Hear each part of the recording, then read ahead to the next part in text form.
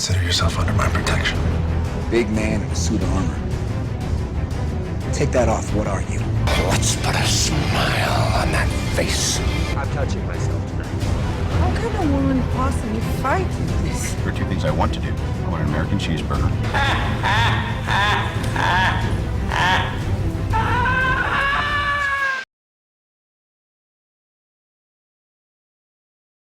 What's up, guys? Uz here from the DC vs Marvel podcast, and once again it's been a while since I've done a new video, but I've done a video there today about the Sandman. I've always wanted to make it so that when I'm actually doing these videos, I have an entire collection to talk to you guys about, as opposed to 2 or 3 kind of parts of it. And I really wanted to make sure that I collected every single one of these books, right? And as you can see, there are a lot of them before I showed you guys about them there. Now, for me, the Sandman is the definitive DC comics, and it's not strictly DC, it's Vertigo, I guess, but the best thing that has come out of DC for me is the Sandman, followed very closely by the Swamp Thing that I've also done a video of. If you can check that, you can check that on one of the other videos that I've made. So with this, we have the entire collection here, and if I just kind of bring this up like that, you can see that it basically encompasses kind of 13 volumes. And the annoying thing is that number 3, I don't know why I didn't get the 30-year anniversary one. I'm probably going to swap that around at some point. But we've basically got 1 to 11 normal volumes. We've got the Dream Hunters, which is like an additional one, and then the final one that Neil Gaiman made, which is known as Overture, which is actually like a prequel, and you can also have it as the end part there as well. So if we look at the list there, you can actually see that this appears at the front and at the end in different parts of the book. So what is the Sandman? The Sandman basically is a story of Dream and his family. And Dream they're basically like a group of celestials basically, and they are known as the Endless. There's Dream, Desire, Destruction, Destiny, Delirium, also known as Delight, Despair, and that's it. I think of all of them basically, and they basically control different aspects of the human psyche. And the Sandman particularly is about Dream and about the way that he controls the dream world. The art in this is very variable, and unlike in a lot of these, I'm not going to go through every single one of these books because there are so many of them.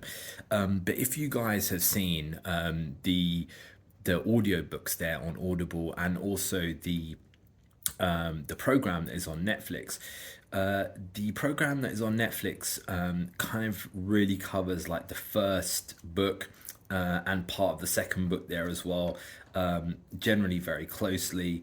Unfortunately, we don't get Etrigan and stuff, but we do get these, generally we get a copy of the kind of first book and the things that are coming from there, the stories that are coming from there. The art is very variable, but the storyline is some of the best that I've ever seen in DC, and there are small hints in there to the link to the bigger DC universe. Especially one of the best episodes there in the series, in the TV series, is the one with Death, and this is obviously all the one about Death there as well, which is great. Now, the books are not linear, so they're not like some other books like Batman series and things like that, where they kind of follow a linear story. Here with this, they're all kind of, it's like an anthology, right? It's kind of like parts of it are joined together and other parts there are part of a bigger story, but they're all kind of within the same universe, and themes keep popping in and out there. The one thing that I like about this is the fact that all of the kind of competing human psyches are kind of against each other, right? You've got, the Delirium, Desire, all that kind of stuff. They're all kind of trying to compete for human nature, and only Dream really knows that he is a servant, in effect, that he's a servant to humanity in their dreaming, and even though he controls the dreaming, that he is there to solve a particular purpose.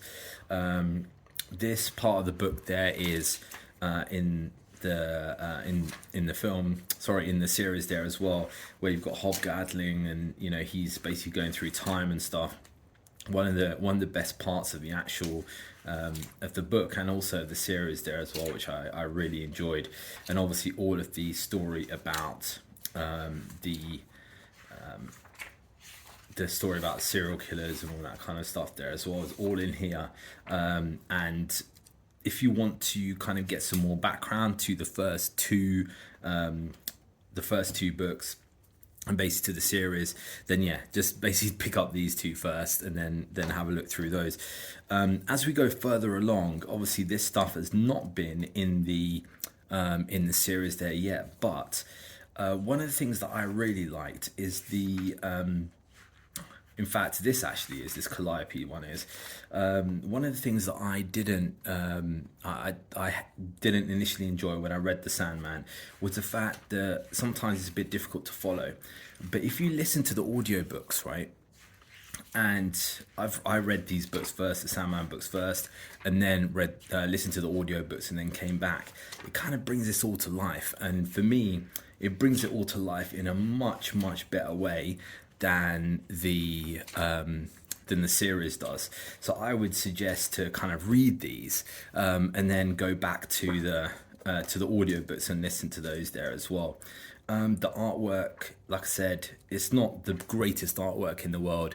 It's generally pretty consistent, as you can see, but it's those typical 90s kind of art, right? It's not like the type of crazy, amazing, top quality art that we get there today. But the themes are just awesome. If you're one of these people who's kind of looks at comic books and thinks, okay, same things being followed every single time, I want to see a different world, I want to see wacky stuff. And we're going to be going through another series there soon called Ice Cream Man. This is the DC series there for you. There's little hints to certain things such as Bizarro World, Weird So, and Lois Lane and all that kind of stuff there basically. And it just doesn't seem to stop, right? Because it's not a linear story, and you don't get the start of Dream and then going up to him dying and all that kind of stuff there, because it follows this kind of great storyline going all the way forwards. It's more like an anthology series. It can just go on forever and ever. And where we are kind of currently within the audiobooks is it's kind of gone past this part, which is Brief Lives, which is all about Orpheus, and this is pretty much the main part of the next audiobook, and it's gone up to World's End, which is this one here. Now World's End is basically where it's a travel in, and all these people kind of come to talk about different stories and stuff, and it's written in a very different style to the other ones. I didn't particularly like it, but it's apparently one of Neil Gaiman's favorite ways of writing it, so maybe it just wasn't for me, but I would try and check that out there as well. This is where we are currently when it comes to the audiobook, and I guess the next audiobook is probably going to be the last one, because we're up to the Kindly Ones, which is a huge book, and the Kindly Ones pretty much ends up with the passing away of this kind of iteration of Dream, right? And then we end up getting, a new Dream forming, and everything that happened to him, what happened in the dreaming world, all that kind of stuff there. So we're going to end up seeing that in the next audiobook. But by the time the actual series catches up, but the series is only on book 3, right? It's going to be years and years before that happens. The later books there, which are The Wake, which is basically about the death of Dream and how people cope and how they remember him, is interesting because they've got little kind of bits in here, if I can find it, let me go forward and see. There's kind of little bits there where there's like DC characters and stuff in there that you'll probably recognize, and you know how they've turned up to Dream's funeral, which is kind of weird. It's like it's never explained how they've actually turned up to this or why they've turned up to this and things like that, but obviously they have kind of turned up. I'm probably not going to find it, to be honest. It's probably going to be a bit too tricky, but yeah, you know, you get Batman turning up and it's just randomly sitting there, and you know, it's slightly odd, the way that this kind of comes through. But yeah, this is an interesting story. This, I think, is going to be the end story there, where it's kind of like the end of Dream. And kind of, you know, what happens to him. This one here, which is the Endless Nights, this pretty much almost is the culmination of the story, but you can see the art kind of changes there again and improves and you know, becomes different, starts talking about newer concepts. And I think this is where Neil Gaiman, for me, lost his way a little bit. He's kind of like talking about weird concepts there that are much more difficult to understand, because he's kind of running out of material. But then the Dream Hunters, I think, is absolutely fantastic, because the Dream Hunters goes back to these kind of like mythological fable stories, right? And it's like the kind of stories that I used to, you know, read to my kids about, you know, fables and, you know, story tales and folklore and stuff like that.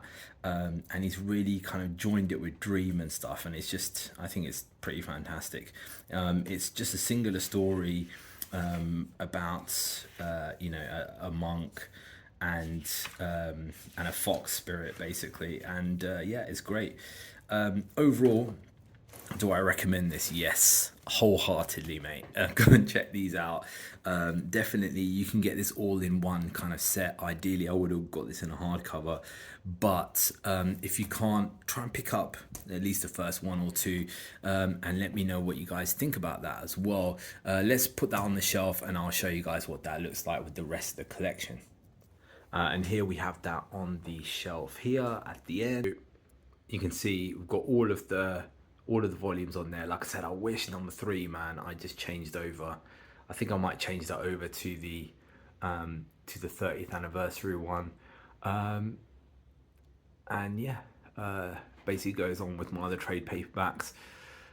Still got a little bit of this shelf to kind of fill up, so there's gonna be some new stuff coming soon, Ice Cream Man, etc. Guys, look out for that. Until then, let me know what you think about the Sandman collection. Have you read it? What's your favorite? And I'll see you guys again for another collection again soon.